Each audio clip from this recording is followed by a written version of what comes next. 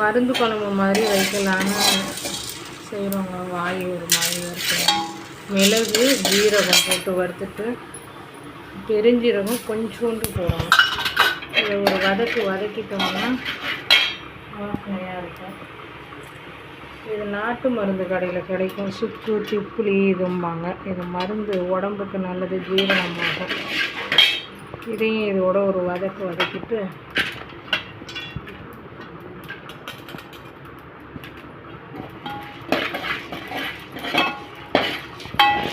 அவ்வளோதான், வறுத்துட்டோம்னா முடிஞ்சது. அதோட வெங்காயம் அரிஞ்சு போட்டிருக்கோம், வெள்ளாரியே, கருவேப்பில்லை, தக்காளி ஒன்று, குழம்பு திக்னஸ் வந்துடும். இதுலேயும் ஒரு பூண்டு உரிக்கலாம் வேண்டாம், அப்படியே போட்டுருங்க. தாளிக்க பூண்டு உரித்து வச்சுருக்கேன். ஒரு முருங்கைக்காய் வாசனைக்காக அரிஞ்சு வச்சுருக்கேன். கொஞ்சமாக புளி தண்ணி ஊற்றணும். இது தண்ணி ஊற்றி குழம்புக்கு தேவையானது வச்சுருக்கேன். கொஞ்சமாக புளி வச்சு ஊருன்னு தான் போடும். மிளகாத்தூளை கம்மி பண்ணிக்கணும்.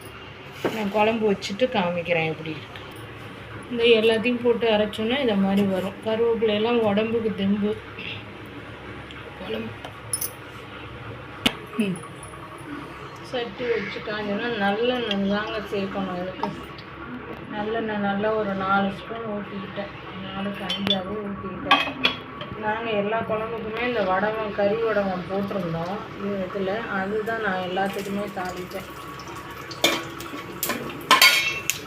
மீன் குழம்பு எல்லாத்துக்குமே அதான் யூஸ் பண்ணிட்டேன். வடகத்தை போட்டு தாளிச்சிட்டு இந்த பூண்டை போட்டு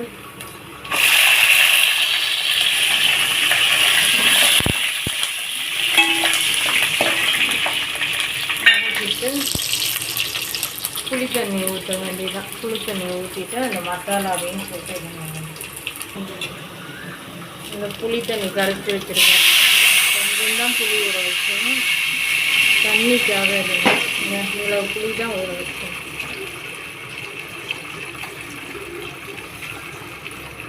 வடிகட்டிட்டோம்னா இந்த மண்ணெண்ணெய் இது எங்கள் ஊரில் வாங்கின புளி, அதனால் அப்படி இருக்கும். இந்த மசாலாவை அரைச்சி வச்சதையும் ஊற்றிட வேண்டியது.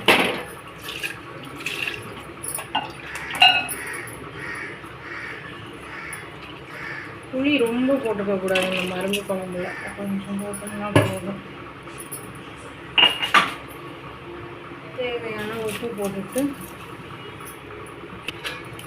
மிளகாத்தூள் 1 ஸ்பூன் தான் போடுறேன். இல்லைன்னா 1.5 போட்டுக்கலாம்.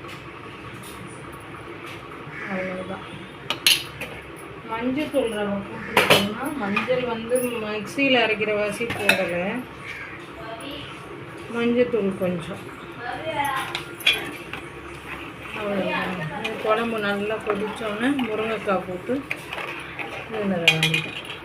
குழம்பு நல்லா கொதிக்குது. கொதித்தோடனே முருங்கைக்காய் போட்டுட்டு முருங்கைக்காய் வெந்தோடனே காமிக்கிறேன். அவ்வளோதாங்க. முருங்கைக்காய் போட்டு இந்த முருங்கைக்காய் வெந்துருச்சு. குழம்பு ரெடி. மருந்து குழம்பு இவ்வளோ கொஞ்சம் திக்காக இருக்கும். அவ்வளோதான், ரொம்ப திக்காக இருக்கும். இன்றைக்கி மதியான சாப்பாடு எங்கள் வீட்டில் மருந்து குழம்பு, முட்டைக்கோஸ் பொரியல் பண்ணி வச்சுட்டோம். சுட சுட சாதம், சுட சுட சாதம். அவ்வளோதாங்க. நீங்களும் வாங்க சாப்பிடலாம். உங்களுக்கு பிடிச்சிருந்தா லைக் பண்ணுங்கள், ஷேர் பண்ணுங்கள், சப்ஸ்கிரைப் பண்ணுங்கள்.